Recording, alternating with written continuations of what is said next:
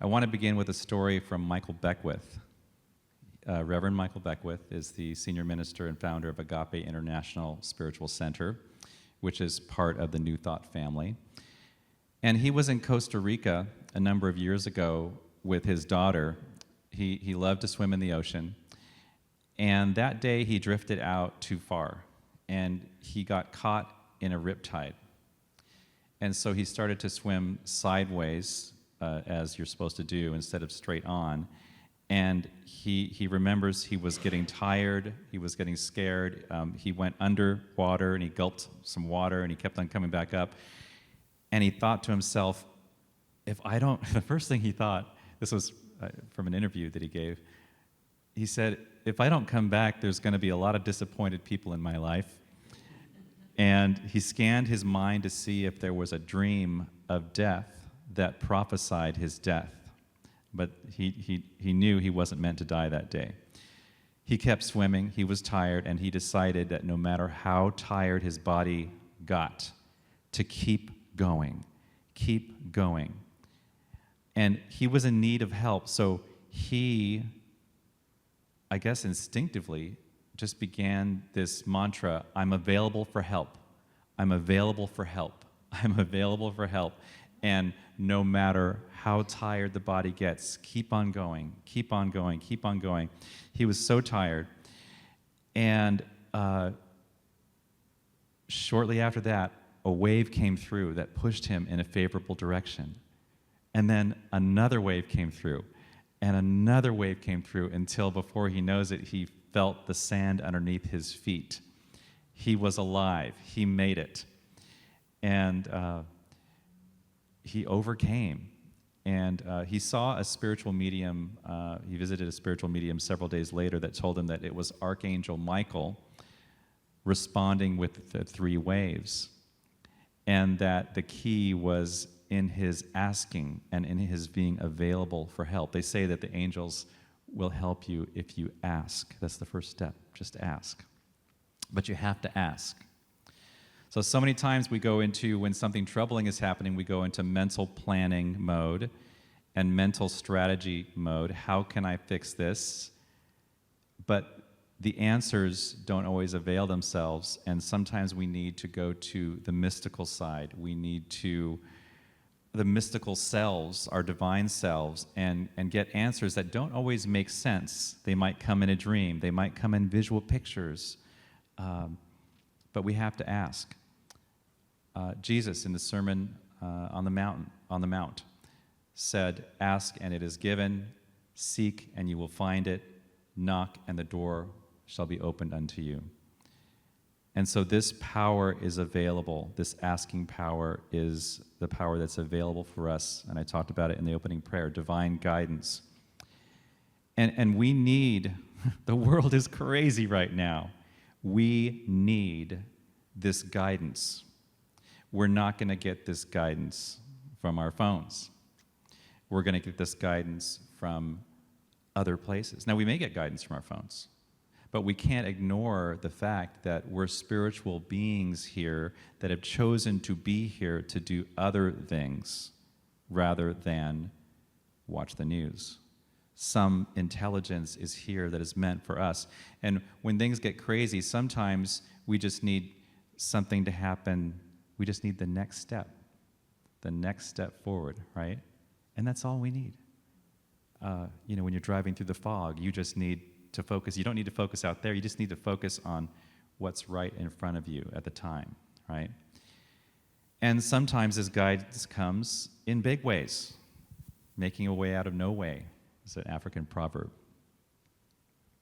And sometimes we feel completely lost, and that's when we need guidance the most. And this reminds me of a story of, I have these good friends, Kent and Marilyn Pells, and in 2005, this is before cars all had installed navigation systems, we were on the way to a concert at a New Thought church in Oakland called Oakland Center for Spiritual Living, and I know some of you have been there. And it was a really dark night. There was no moonlight. It was overcast, so everything was just really dark. And in this particular neighborhood, the street lights weren't even, you couldn't see the street signs, you couldn't see anything, and we were lost trying to make our way to this concert. And I remember Kent was driving, and he said, in a very unmanly way, he said, "I got to ask for directions." That's a man joke. Men don't like to ask for directions. But he said, "David, what do we do?" And Marilyn was there with us, and I said, "Pull over, and we had some flashlights in the car. Let's pull over so we can see a street sign and shine the light up on one of these residential street signs to see where we are." And so we did that, and it was no help to us at all. And across the way, we saw someone's garage door open. So he said, "Let's just ask. Let's just ask that person, do they know where Oakland Center for Spiritual Living is?" And so we went over there, and we asked, and she said, "Yeah, I'm Debbie Thomas.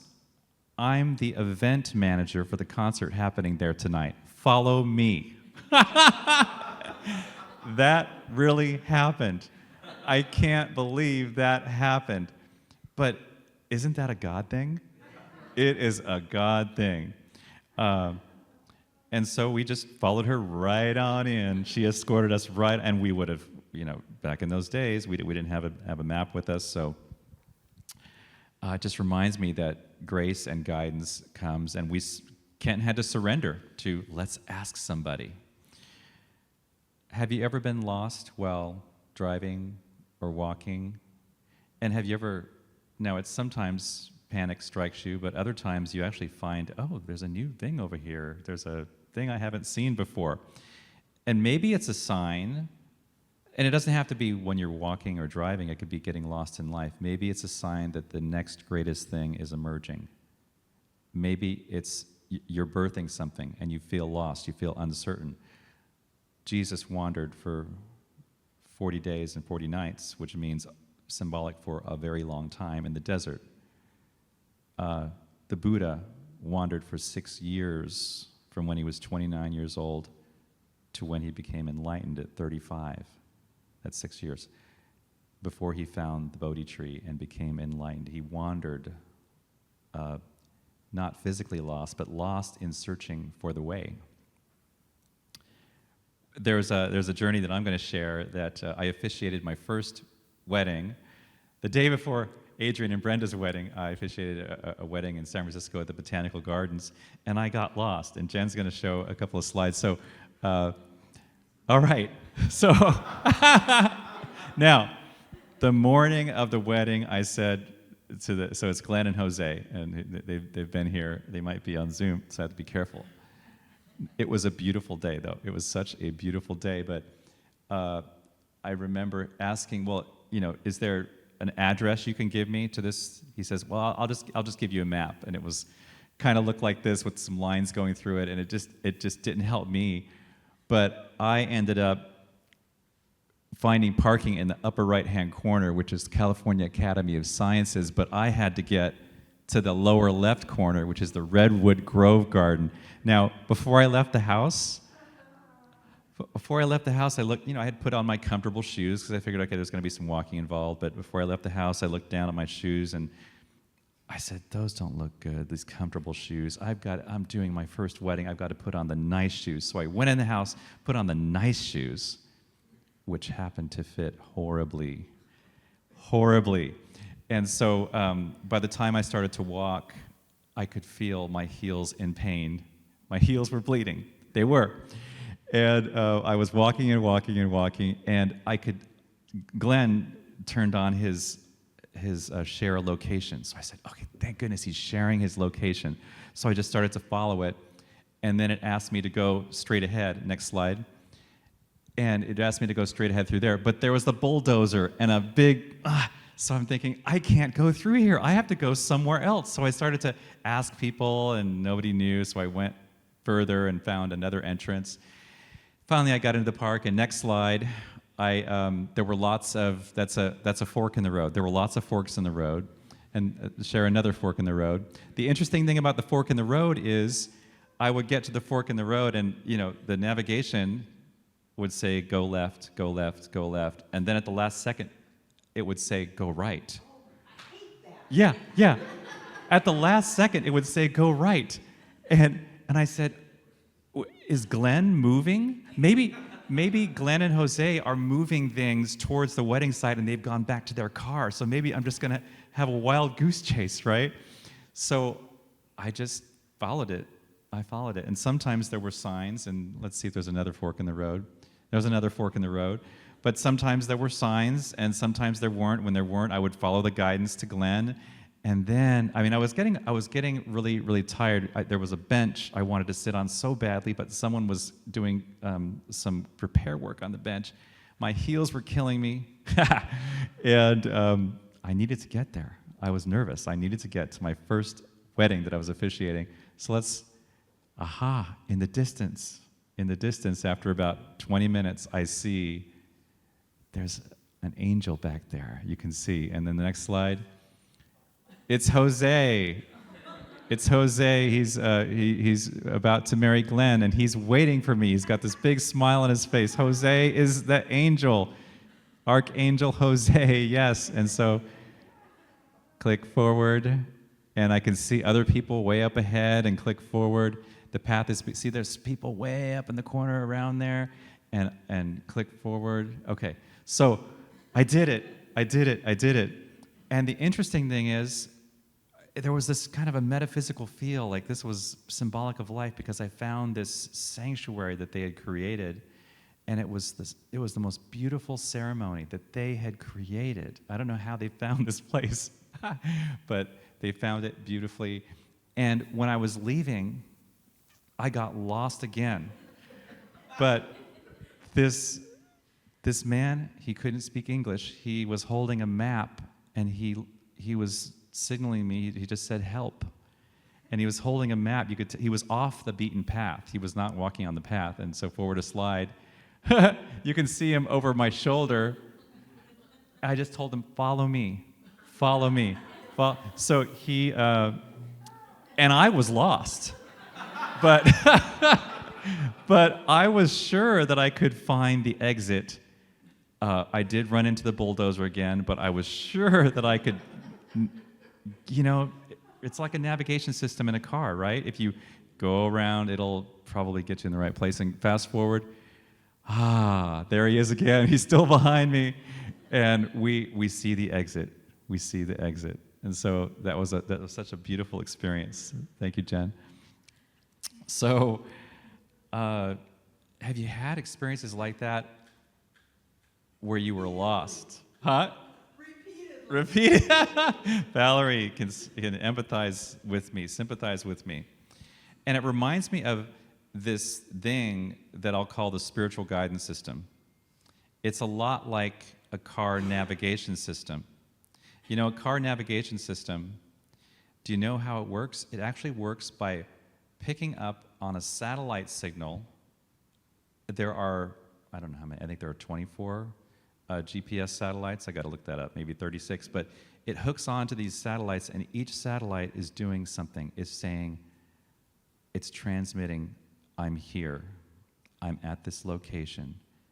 Blip, I'm here. And then it'll remind you, blip, I'm here.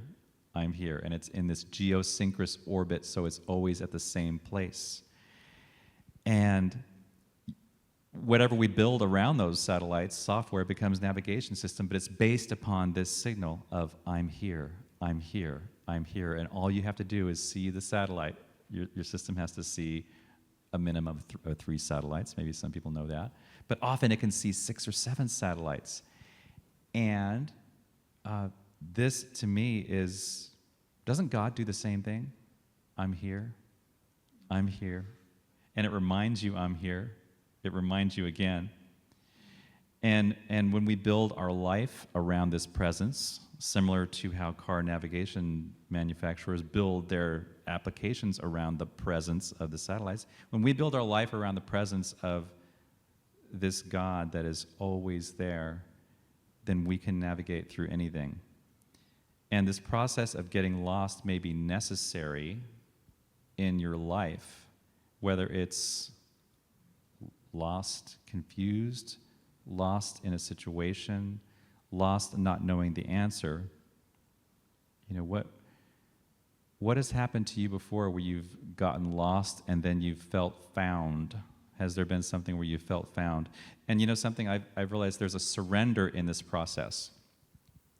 To let go, everybody wants to solve things like, okay, go to ChatGPT or go to Google. Everybody wants to solve these things with their rational mind, but there's a surrender. You know, those of you who've been to the 12-step programs know this. The first thing that people do, the most powerful thing that people do is surrender. And the healing comes from there. And it's not surrendering like a giving up. It's a surrender where your power comes through getting out of the driver's seat, letting the God of your understanding be in the director's chair. That's powerful. Isn't that, it's ironic, it's paradoxical that you get your power by surrendering your need to control.